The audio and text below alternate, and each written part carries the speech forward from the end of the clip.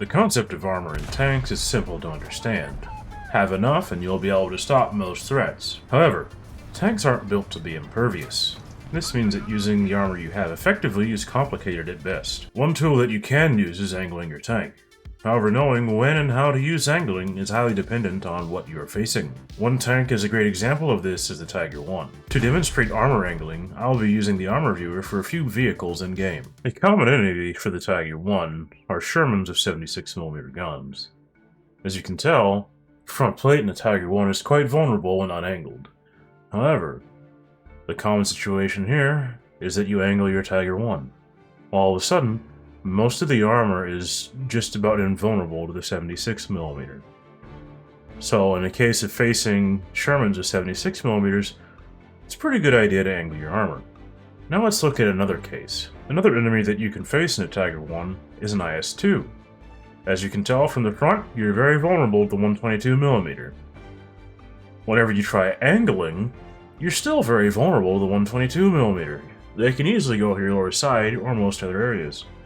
Whenever you're fighting IS-2s, you're better off trying to get your shot off first, instead of angling. Now let's look at another vehicle. The Panthers are actually fairly decently armored vehicles. From the front, the 76mm can only really penetrate at the turret, and this can only be done reliably at close ranges at best.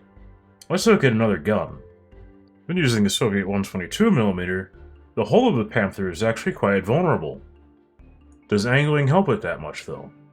While angling can save you from getting penetrated in the front plate, your side armor is actually very vulnerable, as the side armor on the Panther is only 40mm.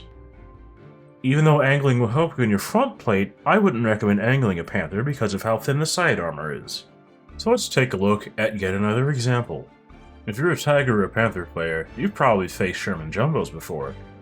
You may know that the machine gun port is actually a weak spot on this vehicle. However, an interesting thing about this is similar to the Tiger 1. It has extremely thin lower side armor, 38mm. This means that much angling at all on a Sherman Jumbo is likely to get you killed. So I think, in these certain situations, angling may not always be the best solution. If you want to check out videos on how to kill some German Big Cat tanks, you should check out this video here.